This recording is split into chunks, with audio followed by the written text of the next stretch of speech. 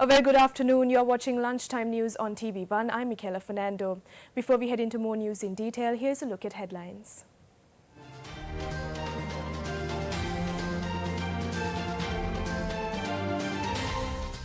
Several trains delayed as a result of a fault in the signalling system.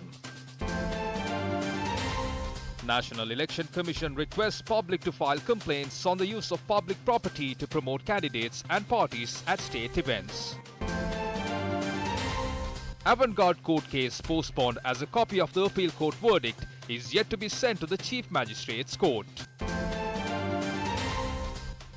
Wattala fire doused after an operation of several hours.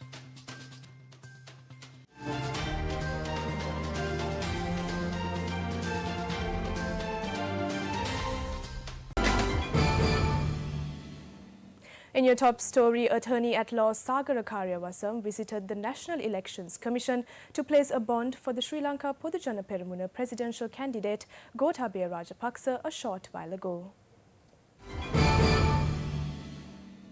Moving on to more local news, the Colombo Chief Magistrate Court today ordered the avant-garde case to be taken up again on the 23rd of this month. The order was issued as the Magistrate Court had not received the copy of the order issued by the Court of Appeal for the release of 8 suspects, including Gotabaya Rajapaksa, from the avant-garde case. The case was taken up today before Colombo Additional Magistrate Tanuja Jayatunga. The additional magistrate directed the registrar of the Chief Magistrates Court to obtain a copy of the decision of the Court of Appeal. Court of Appeal judges Achalavengappuli and Arjuna Obesekara, who considered the petition filed by Gotabaya Rajapaksa on the 12th of this month, had ordered the release of the suspects. Gotabaya Rajapaksa had filed a petition challenging the case filed by the Commission to investigate allegations of bribery or corruption at the Magistrate Court. The Bribery Commission filed action at the Magistrates Court against 8 others, including Gotabaya Rajapaksa, alleging that the government had incurred a loss of 1,140 million rupees by allowing avant-garde maritime services to operate a floating armoury. The Railway Control Room says there is a delay in train services between the Colombo Fort and Maradana train stations due to a signal issue. The control room said the issue will be resolved speedily. Meanwhile, several railway workers' trade unions launched a work to rule campaign at midnight yesterday. This is in protest against the decision taken by the railway administration to recover damages caused due to train accidents from the drivers and staff. The secretary of the Locomotive Enginemen's Association, Indika Dodangoda, said railway guards, drivers, station masters, railway controllers and railway supervisory managers have joined the Work to Rule campaign. We spoke to Railways General Manager Dilanta Fernando for his comments. He said payments will only be recovered from the people who have been found guilty of an accident following investigations. He said this step has been taken in order to protect the passengers. Still in your local news, the National Elections Commission said using state functions and state property to promote or defame candidates is prohibited. According to the Constitution, as per the Presidential Elections Act and the rules and regulations of the Elections Commission, this is a punishable offence. However, the Commission said it continues to receive complaints regarding the promotion of politicians at state-sponsored events. The National Elections Commission urged the public to submit complaints regarding such violations to the Commission. A seminar was held in Dambulla to educate taxpayers on tax reporting under the new Inland Revenue Act. Moving on to more local news, the hearing of the revision application filed by the Criminal Investigation Department at the Colombo Chief Magistrate's request to amend the court order has been completed today. The application has been filed by former Defence Secretary Hemasiri Fernando and IGP Pujit Jayasundara requesting for a revision of the order of the bail application. Still in your local news, the chairman of the Velikama Urban Council, Rehan Jayavikrama, expressed the following views on the UNP's presidential candidate. The UNP is the oldest party in this country. The Sri Lanka Freedom Party was formed from the UNP.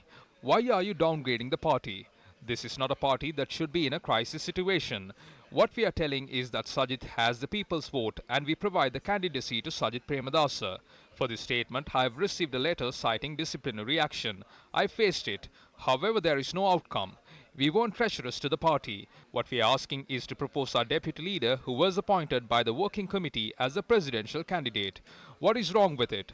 I would like to make a request. 50 out of the 70 MPs are saying this needs to be given to Sajid. 99 out of the 120 provincial council members are saying this needs to be given to Sajid. And 3,900 out of 4,000 provincial council representatives raised their hands to pledge support for Sajid Premadasa to be the presidential candidate.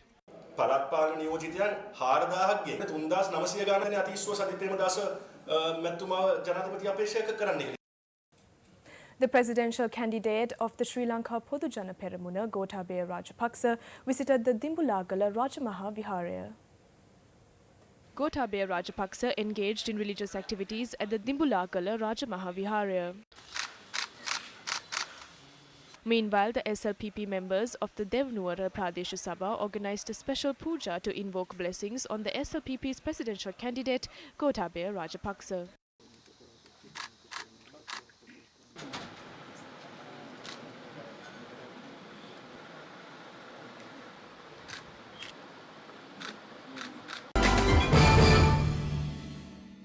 In some tragic news, a woman was killed as a result of a wasp attack in the Maradankala area of Mihintale. Relatives of the deceased said the woman had faced the wasp attack 2 days ago when she was searching for wood behind her house. The 69-year-old mother of 4 died at the Anuradhapura Teaching Hospital after she was transferred from the Mihintale Regional Hospital due to the severity of her injuries. Fulfilling the expectations of the children of Trinity Primary School, Hava Elia Nuarelia, a sanitary facility today was declared open by the government the initiative. We are now joined by Newsfirst's Azra Azan for the latest. It's another good day for the Gamad initiative. Under the 1000 Projects initiative, we here at Newsfirst has come to the Holy Trinity Primary School in Hava Elia, Noor Elia, and today we will vest a sanitary facility system with the students today. Now this wouldn't have been a success or a reality if not for the assistance of the officials from the school, from the Newsfirst team, and also of course we should always mention our main sponsor, businessman Muhammad Riazi. Stay tuned on Newsfirst as we will bring you the latest updates. Signing off for now for the Newsfirst team, I'm Azra Hassan. Still in your local news, the Negombo Magistrate Court delivered a life in prison sentence to 5 Pakistani nationals, including a woman, for smuggling heroin into the country. The verdict was delivered regarding a case filed by the Police Anti-Narcotics Bureau against the suspects. The suspects were sentenced for life in prison for charges of smuggling heroin to the country, possession and racketeering. The fire which broke out at a clothing store in Wattala has been contained.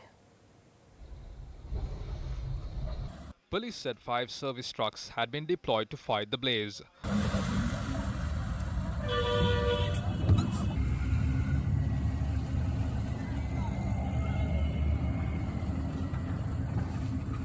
They added it was revealed the fire was caused by an electricity leak. Heavy traffic congestion was reported in the Wattal area along the Colombo-Negombo road due to the fire which lasted for over 4 hours this morning. The building housing the clothing store has been severely damaged by the fire. No one was injured in the incident. We now have more details on a seminar that was held in Dambulla to educate taxpayers on tax reporting under the new Inland Revenue Act. The officials of the Inland Revenue Department conducted the seminars with the participation of several taxpayers from Polonnaruwa, Matale and Trincomalee districts. Our new Inland Revenue Act is now effective. The tax report for the period between April 1st of 2018 and 31st March 2019 should be submitted before the 30th of November 2019. In addition, based on the Act published in 2006, if you fail to report taxes when there was a change in source of income, we only charged a fine of 50,000 rupees. However, now if you fail to report the change, you will be compelled to pay a higher fine. You will have to pay a fine of 10,000 rupees on a monthly basis. This fine could go up to 400,000. Therefore, please submit your reports and payments on time. Even the Commissioner General cannot remove them according to the new Act. Views were also expressed on Inland Revenue Department's targets for this year. We target a revenue of 800 billion rupees this year. We achieved the target of 652 billion last year. However, based on the measures taken by the Commissioner General, we are working towards a target of 1,000 billion. Our Commissioner General has instructed our divisional departments to double their targets. ඉලක්කයන් දෙගුණයක් කරන්නයි අපේ කොමසාරි ජෙනරාල්තුමා සැලසුම් කරගෙන යන්නේ. And that is a wrap of Lunchtime News. For all these stories and more, log on to our website www.newsfirst.lk. Have a good day.